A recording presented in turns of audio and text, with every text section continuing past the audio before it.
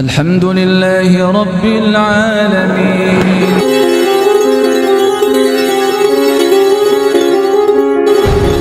Ustaz, saya sudah ngaji, saya sudah sholat tahajud, saya sudah nggak ninggalkan sholat, tapi kok nggak sembuh-sembuh, gimana ini? Berarti Allah masih ingin mengangkat lebih banyak dosa-dosa. Dan ketika sakit, kemudian mengeluarkan biaya untuk berobat, semua pembiayaan itu dihitung sedekah. Ketika Allah menunda kesembuhan seseorang yang sakit, artinya Allah ingin masih memberi banyak hal kebaikan kepada pasien dan keluarganya, maka tetap harus bersyukur.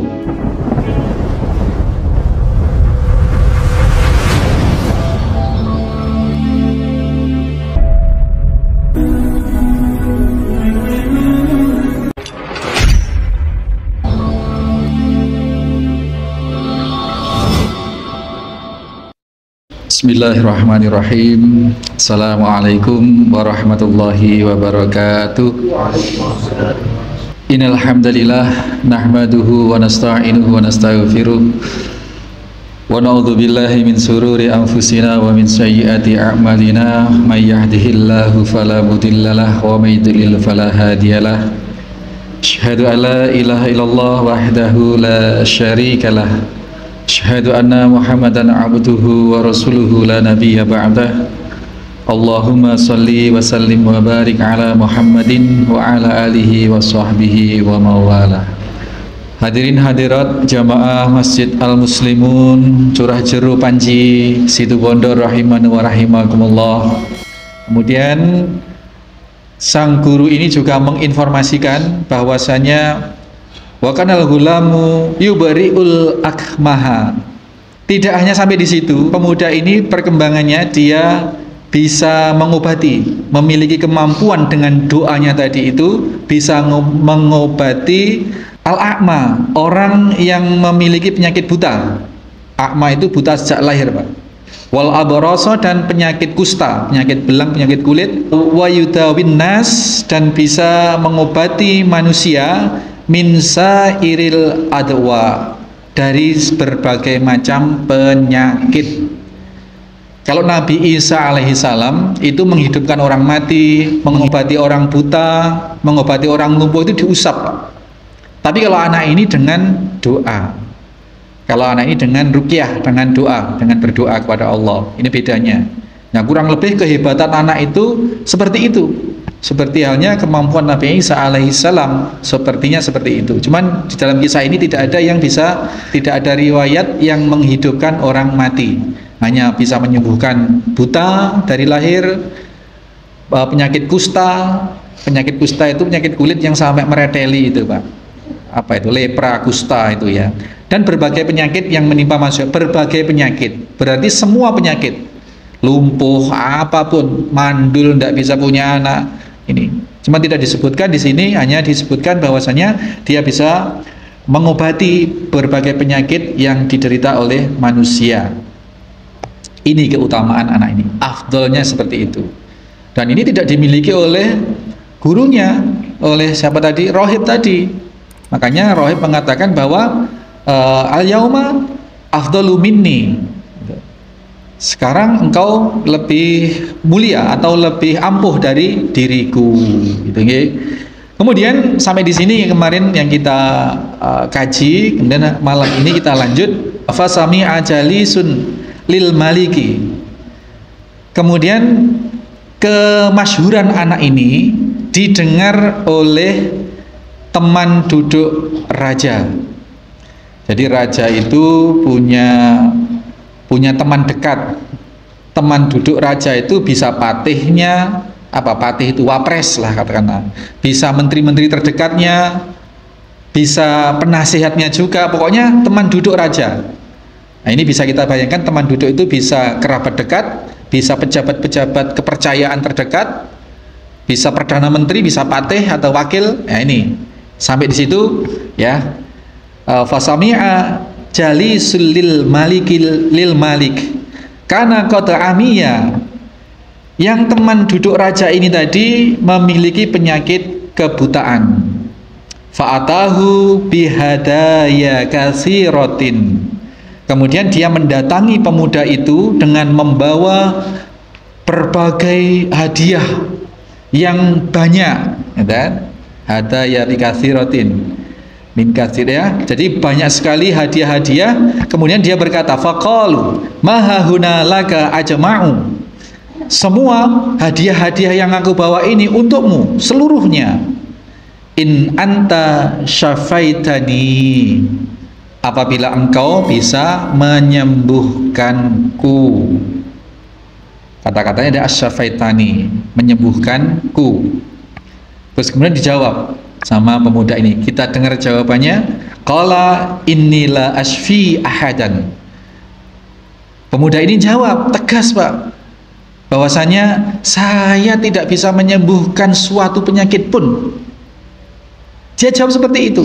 Padahal orang berobat sudah ke situ, Pak. Diundang orang berobat, semuanya dia doakan sembuh, dia doakan sembuh. Nah, ketika berita ini nyampai kepada orang kerajaan yang buta, ke situ bawa beberapa hadiah untuk disembuhkan. Apabila engkau dapat menyembuhkanku, maka seluruh hadiah yang ku bawa ini untukmu. Nah, dijawab gitu. Saya nggak bisa menyembuhkan apapun, gitu. Saya tidak bisa menyembuhkan sesuatu pun. Ini jawaban yang tepat. Innama yasfiyallahu ta'ala, bahwa sesungguhnya kesembuhan itu dari Allah Subhanahu wa ta'ala. Ini, Pak, tauhid yang benar itu seperti itu, bahwasanya segala yang kita bisa lakukan itu sesungguhnya bukan kemampuan kita, tetapi kemampuan Allah Subhanahu wa ta'ala yang dilewatkan, yang diijabahkan untuk kita. Maka saya itu, Pak, kalau sudah ada orang datang untuk ruqyah atau memanggil saya untuk ruqyah, ini saya pertentangan sebenarnya, Pak. Apalagi kalau orangnya ini sudah seolah-olah menganggap saya itu seperti dukun. Itu saya gimana?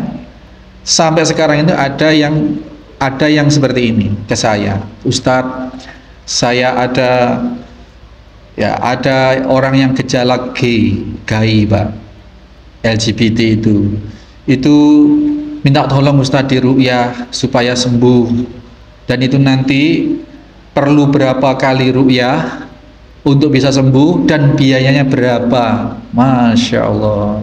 Tidak saya jawab, Pak.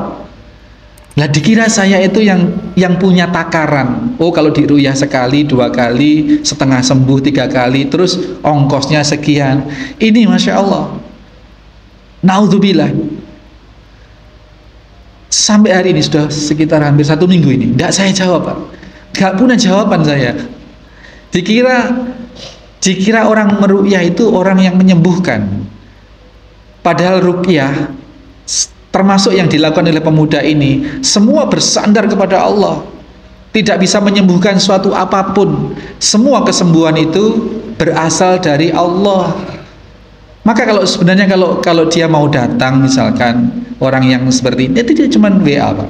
Tidak saya jawab. Coba kalau datang, saya jelaskan, Bu, Mbak, kayaknya perempuan ini. Ruqyah itu bukan peruqyahnya yang menyembuhkan. Ini sekaligus saya fair, saya floor sudah di sini. Kalau saya floor di sini, artinya saya ngomong ke seluruh dunia bahwa orang ruqyah itu bukan meruqyah menyembuhkan. Meruqyah itu sebatas berdoa kepada Allah, memohon kepada Allah, ya Allah, sembuhkanlah ini. Asfi, isfi, anta syafi, la syifaa illa syifauk, syifaa la yughadiru saqama. Itu kata-kata perintah penyandaran diri kepada Allah yang diajarkan oleh baginda Nabi Sallallahu Alaihi Wasallam, bahwa sebenarnya ya Allah, sembuhkanlah, Engkaulah yang maha penyembuh, tidak ada kesembuhan kecuali kesembuhan darimu ya Allah. Maka sembuhkanlah orang yang sakit ini dengan kesembuhan yang tidak meninggalkan cacat atau tidak meninggalkan bekas. Nah, kalau sudah seperti itu yang dilakukan, Pak, seperti halnya pemuda ini, maka ya suka-suka Allah lah, mau disembuhkan saat itu juga, atau disembuhkan berapa kali didoakan, atau sembuhnya nanti akan berapa lama lagi. Ya suka-suka Allah. Maka kalau ditanya, Ustadz, kalau seperti ini kira-kira perlu ruqyah berapa kali untuk bisa sembuh dan biayanya berapa? Emang kita ini yang punya kesembuhan? Jenengan saja kalau misalkan pemahamannya sudah seperti yang saya katakan tadi, Pak, mendapat pertanyaan seperti itu, gimana coba kamu mau jawab? Itu. Jadi pemuda ini betul-betul sudah menyandarkan kepada Allah Subhanahu wa taala bahwasanya innama yasfiyallahu ta'ala, yang menyembuhkan hanya Allah Subhanahu wa ta'ala. Maka ketika ada orang datang untuk minta ruqyah, atau saya diundang, atau anak-anak kita semua Selasa sama Jumat itu ke rumah sakit, Pak, mendatangi satu-satu pasien, ya, untuk didoakan, dimintakan kesembuhan kepada Allah. Ini bukan hanya yang mendoakan, bukan hanya yang meruqyah, yang memohon kepada Allah, tapi juga mengkondisikan pasien itu, ayo kalau ingin sembuh, ya, kalau ingin sembuh mohon kepada Allah, ayo bareng-bareng kita berdoa. Dan sampean juga harus mengikuti apa maunya Allah. Kalau selama ini belum sholat, ya sholat, ya seperti itu. Nah, sama persis dengan yang dikatakan oleh anak muda ini tadi, ya, innama yasfiyallahu ta'ala fa in amanta billahi ta'ala ta'autullaha fasyafaka.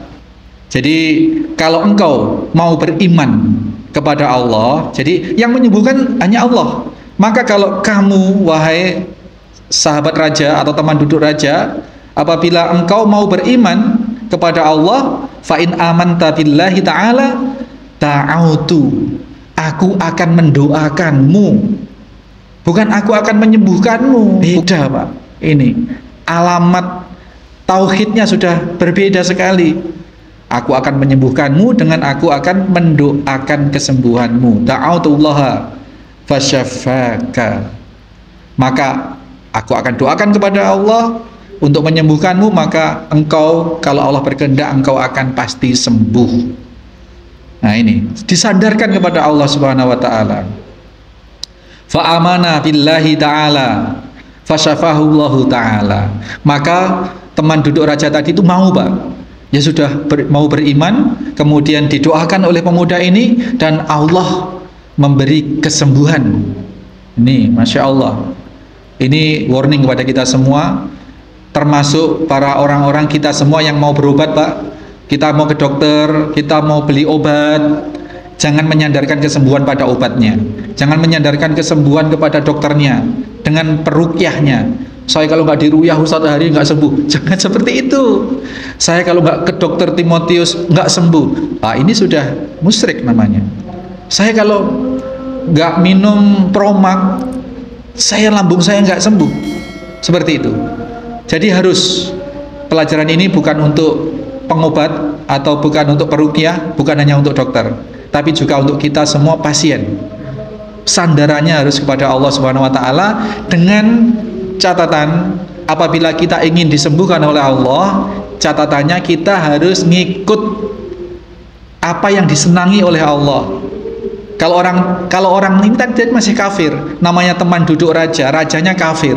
Rajanya ini bahkan menganggap dirinya Tuhan. Sudah sampai seperti itu, Pak. Sudah sampai pada pengakuan dia seperti Tuhan. Maka orang-orang terdekat raja ini, tukang sihirnya, teman-teman duduknya, menteri-menterinya, semua menganggap raja ini adalah Tuhan. Alhasil orang ini adalah kafir sebenarnya. Sehingga oleh pemuda disyaratkan, kalau engkau mau beriman kepada Allah, maka aku akan mendoakanmu dan Allah akan menyembuhkanmu. Maka dia mau beriman pada Allah. Jadi kondisi kesembuhan itu ada dua faktor. Faktor dari yang mendoakan, yang meruqyah, atau faktor dari memang dari obatnya ini memang secara fisikawinya, kimiawinya sesuai biologis dengan penyakitnya. Yang kedua atas kehendak, yang pertama memang atas kehendak Allah melalui jalan-jalan tadi itu. Dua faktor. Nah, kemudian agar Allah lebur memberikan kesembuhan, maka si penderita atau si pasien harus palebur de Allah. Ini yang selalu kita tekankan pada pasien-pasien. Jangan sampai menganggap peruqyah itu yang menyembuhkan. Kalau sudah seperti itu, maka fungsinya menjadi sampean datang ke dukun, itu musyrik namanya, tidak boleh. Pasien-pasien juga seperti itu, minta kepada Allah, meskipun sakit tetap sholat, mengikuti apa perintah Allah. Sholatnya juga bisa dipermudah dengan rukhsah kemudahan-kemudahan, jamak qashar, pakai tayamum, pakai berbaring. Intinya harus tetap membuat Allah senang, palebur, senang, sehingga Allah akan mudah atau akan lebur memberikan kesembuhan. Kalau Ustaz, saya sudah ngaji, saya sudah sholat tahajud, saya sudah nggak ninggalkan sholat, tapi kok nggak sembuh-sembuh, gimana ini? Apa nasihatnya yang salah atau caranya yang salah? Enggak. Kalau kondisi seperti itu, berarti Allah masih akan menunda kesembuhan itu, karena selama belum disembuhkan oleh Allah, dosa-dosa yang sakit ini diangkat. Berarti Allah masih ingin mengangkat lebih banyak dosa-dosa orang yang sakit. Dan ketika sakit, kemudian mengeluarkan biaya untuk berobat, untuk merawat sakit, semua pembiayaan itu dihitung sedekah oleh Allah Subhanahu wa Ta'ala. Artinya apa? Ketika Allah menunda kesembuhan seseorang yang sakit, artinya Allah ingin masih memberi banyak hal kebaikan kepada pasien dan keluarganya. Maka tetap harus bersyukur bahwasanya pasti dikabulkan oleh Allah, iya, tapi kita tidak tahu pengkabulannya itu seketika, tertunda setengah hari, 1 hari, 2 hari, 1 bulan, 2 bulan. Yang pasti itu untuk kebaikan yang sakit dan keluarganya.